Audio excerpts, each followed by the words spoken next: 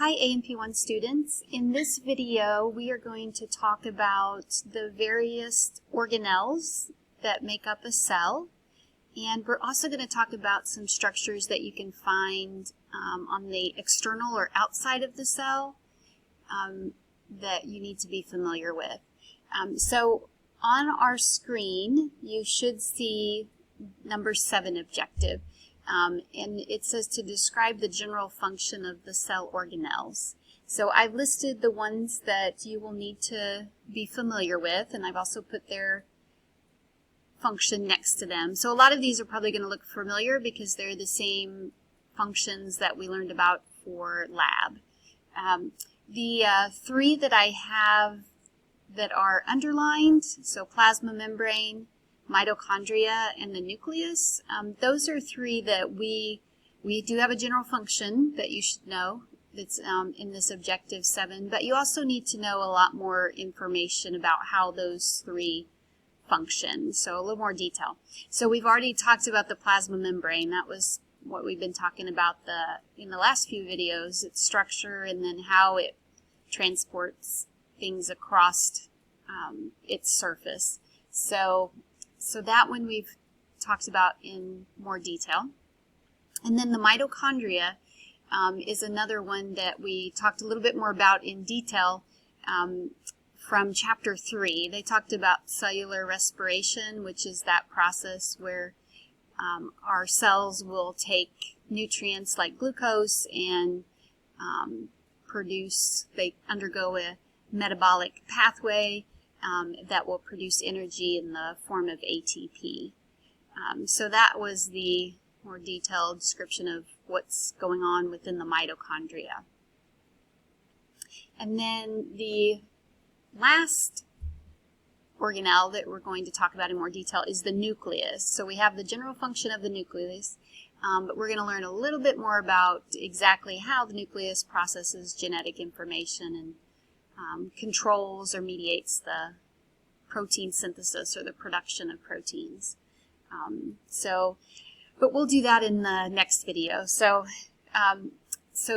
these are our cell organelles, and like I said, I won't go into every one of those because you did have those in lab as well.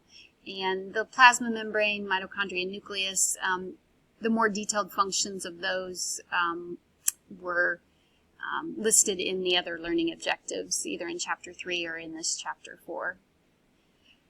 All right, but the one thing that we haven't discussed in lab or yet in lecture is the external structures that may be associated with cells in the body. And so there are 3 of them: cilia, flagella, and microvilli. And so you should be familiar with where they're located and what their primary function is. So I'm going to go to our textbook so you can see. They don't have a picture for all of them, which they did. So, but we'll, actually we've seen cilia, so we know where those are. And actually I could probably go really quickly into our lab 3. You guys can look at the cilia again.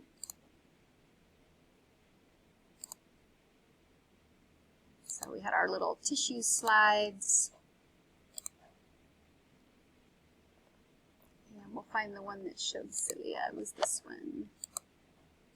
All right, so this is one of the external features of cells. Not all cells have them, but definitely the cells that line our respiratory tract, like our nasal cavity and our trachea, they do. So it's a little hard to kind of visualize these cells, but you can kind of see the plasma membrane of that one there.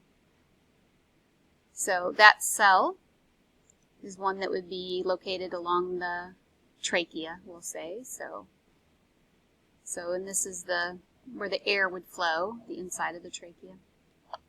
And so on the surface are these little hair-like extensions. Those are called cilia.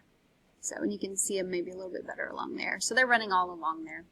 And so they're located, so you should know, in the respiratory tract. And they're also located in the fallopian tubes in the female, also called uterine tubes or oviducts.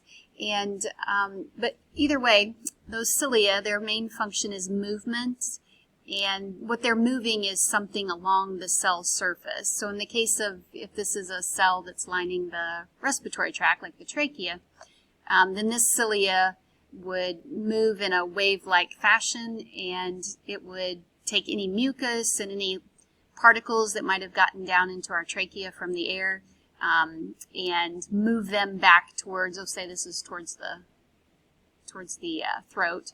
So move them back towards the throat and get them out of the respiratory system. Because we want to keep our lungs, that part of our respiratory system, clear of any debris or mucus, excess debris or mucus, so that they can have easy exchange of gases there. So that's the location and function of the cilia. I mentioned in the fallopian tube or the oviduct, it's still moving things across the cell surface. In that case, it's moving like the embryo or the oocyte or egg as well. It kind of depends on if it got fertilized or not. So, okay, so that was for cilia. Go back to our book here. So that's cilia. The other structure is flagella. And flagella, you only find that structure on the surface of one cell, and it's a cell that's only in the male body, and that's the sperm. So that's the sex cell of males. And so again, it's movement. In this case, it's not moving something across the surface of the cell, but it's moving the cell itself. So sperm need to be able to enter the female reproductive tract, and they have to travel quite a ways to get to where the egg is to fertilize it. So it has a flagella. So it's kind of like more like a single extension that's able to propel a sperm forward.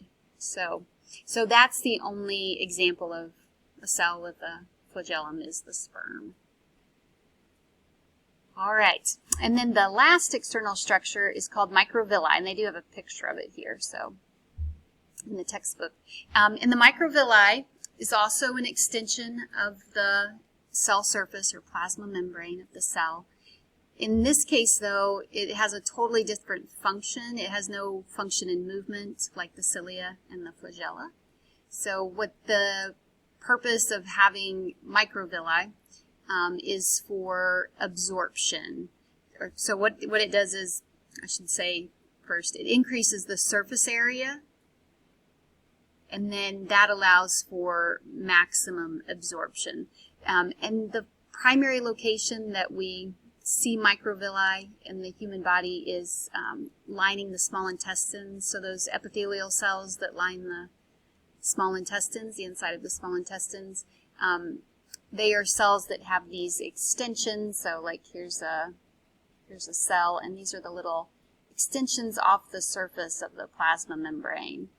So each one of those is a microvillus. Altogether, we call them microvilli. And so you can see that if we didn't have these, then we would have like this amount of surface area probably. So that's about the amount of surface area we would have. But because the extensions of the plasma membrane, called the microvilli, extend off, now we have like all of this surface area, all of that surface area, all of this surface area. So we got like lots more surface area. And so because these are located in the small intestines, what they allow for is more area, more surface area for the absorption of nutrients. So this is like the inside of the small intestines. So there might be some nutrients in there, and they need to be passed through the small intestinal cell and get into the bloodstream. So they have, if we have like, usually when we eat a meal, we have like, thousands of nutrients. So they should have no problem finding an area along these microvilli to pass into that cell and then move into the bloodstream. So that's the location for the microvilli, is in the small intestines, and the main function is for increasing the surface area so we can get maximum maximum absorption of nutrients that we consume. So, okay, so that is our objective over the cell parts that we need to be familiar with. So in the next video, we'll focus on the nucleus. And so we talked about how it stores genetic information and controls protein synthesis. So we're going to dive a little bit deeper into the details of how the nucleus does that. So I will see you in the next video.